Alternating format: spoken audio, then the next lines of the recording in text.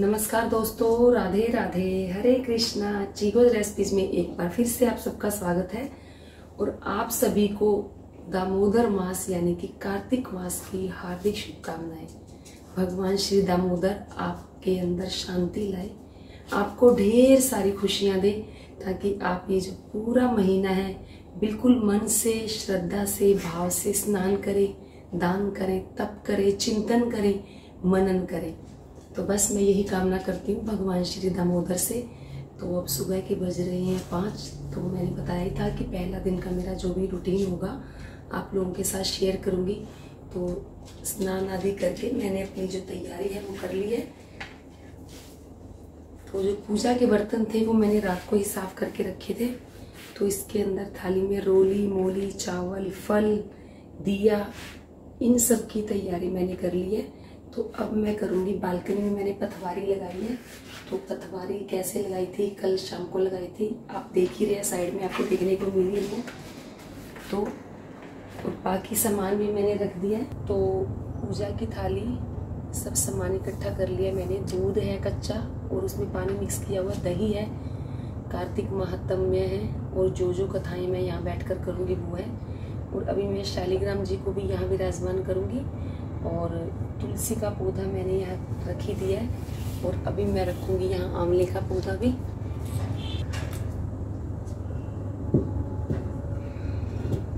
तो ये मैंने तुलसी का पौधा, आंवला और जो पथवारी है रात को मैंने लगा ली थी।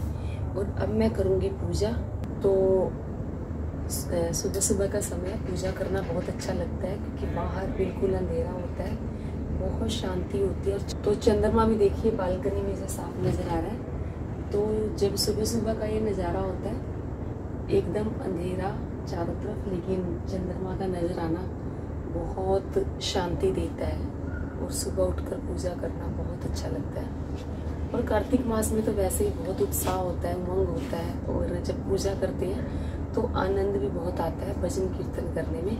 तो कोशिश करें पूरा दिन भगवान श्री हरि के, भगवान श्री कृष्ण के महामंत्रों का जाप करते रहें। हरे राम राम राम हरे हरे, हरे कृष्ण कृष्ण कृष्ण हरे हरे, इन मंत्रों का उच्चारण करते रहें। तो ज़्यादा से ज़्यादा जप करें, तप करें, ज़्यादा से ज़्यादा ध्यान करें। तो ये मैंने छोटे वाली जो राधा कृष्ण है उनको भी मैंने यही विराजमान कर दिया।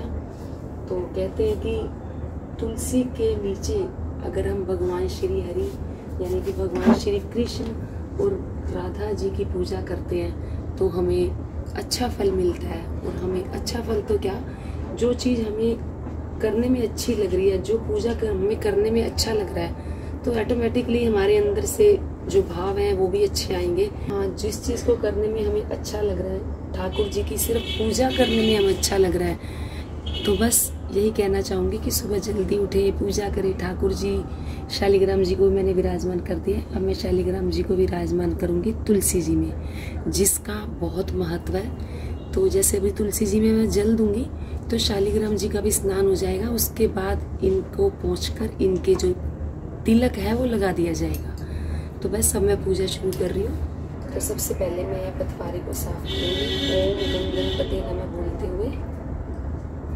ओम गं गणपते नमः। फिर पथवारी जी में बनाऊंगी स्वास्तिक। तो पथवारी जी में स्वास्तिक लगाने के बाद, क्योंकि हमने गणपति जी को बुला लिया, सर्वप्रथम पूजनीय देवता गणपति जी, जिनके बिना कोई कार्य संपन्न नहीं होता। और उसके बाद चावल चढ़ाए और उसके बाद चढ़ा दिए जाएंगे यहाँ मोली यानी कि वस्त्र। तो ये हमें रोज करना है। तो ये मैंने 3 दिए रखे हैं। तो एक तुलसी जी का दिया और एक दिया हो गया ये इधर लगा देते। तो सबसे पहले दिया जलाऊंगी मैं, क्योंकि और तुलसी जी के पास दिया गमले में मैंने इसलिए नहीं रखा, क्योंकि जो दिया है कहीं तुलसी के पत्तों में आग ना लगे, इसलिए मैंने दिया थोड़ा सा तुलसी जी पे अलग रखा। और एक दिया लगाऊंगी मैं जो भगवान श्री राधा कृष्ण मैंने विराजमान करे हैं इनके पास। तो ये देखिए, ये मैंने दिया लगा दिया और अब सबसे पहले मैं तुलसी जी में जल दूँगी, जिससे कि शालिग्राम जी का स्नान भी हो जाएगा।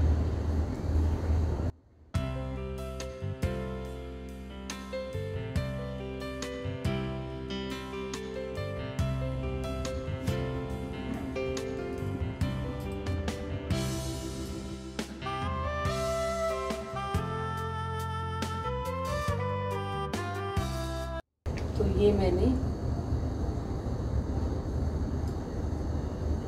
शालिग्राम जी पर कर दिया तिलक। जो गोपाल जी है उनको स्नान में पहले ही करवाई और तुलसी जी में भी लगा दूंगी मैं जैसे। तो अब मैं थोड़ा सा जल पथवारी जी में दूंगी और फिर उसके बाद में जो मैंने कच्चा दूध दही है वो भी मैं चढ़ाऊंगी यहीं पर। इसको ज़्यादा नहीं चढ़ाना, हल्का सा। और जो कच्चा दूध है ये भी हल्का सा कच्चा दूध और पानी को मिक्स करके यही चढ़ाया जाएगा।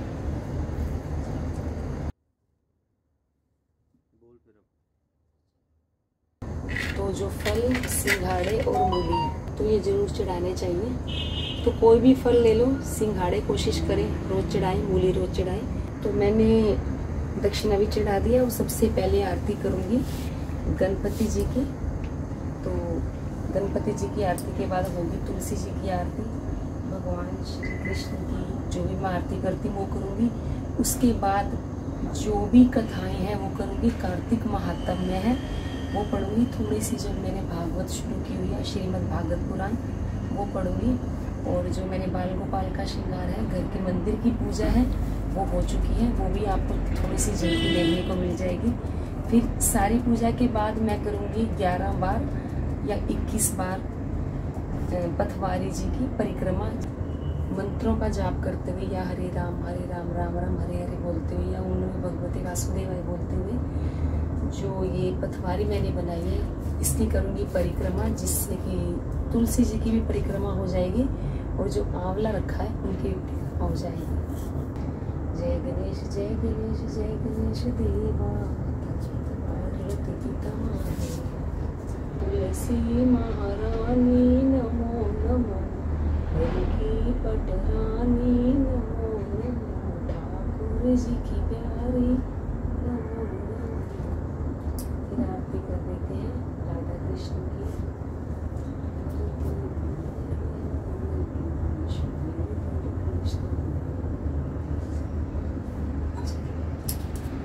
तो ये तो हो गई आरती।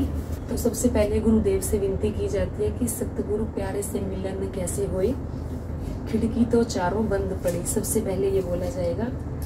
तो सतगुरु प्यारे से मिलन कैसे होए, खिड़की तो चारों बंद पड़ी। रामा पहली खिड़की खोल के देखूं, उसमें कांटे बबू। तो जो कथाएं थी वो मैंने कर ली, जो मुझे करनी थी। उसके बाद मैं कर लेती हूँ कार्तिक महात्म्य का पहला अध्याय।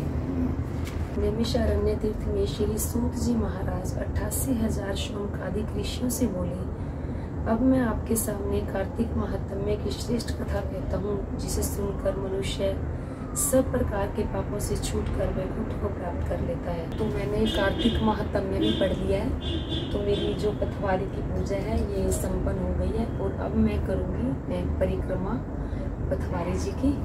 तो मैं करूँगी 11 बार परिक्रमा।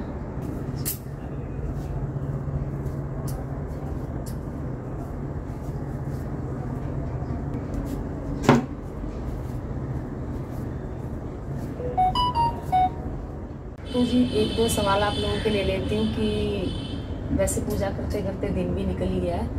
तो 1-2 सवाल भी आप लोगों के ले लेती हूँ कि सब लोग बोल रहे थे कि मैम स्नान कौन कौन कर सकता है। तो जी इसमें जिनकी शादी नहीं हुई है वो भी स्नान कर सकता है कार्तिक मास का, और शादीशुदा भी कर सकते हैं, महिलाएं भी कर सकते हैं, बच्चे भी कर सकते हैं। क्योंकि जब मैं छोटी थी तो मैं अपनी मम्मी के साथ मंदिर जाती थी और जो कार्तिक मास का स्नान है वो करती थी। मुझे बचपन से ही जो कार्तिक का महीना है बहुत अच्छा लगता है।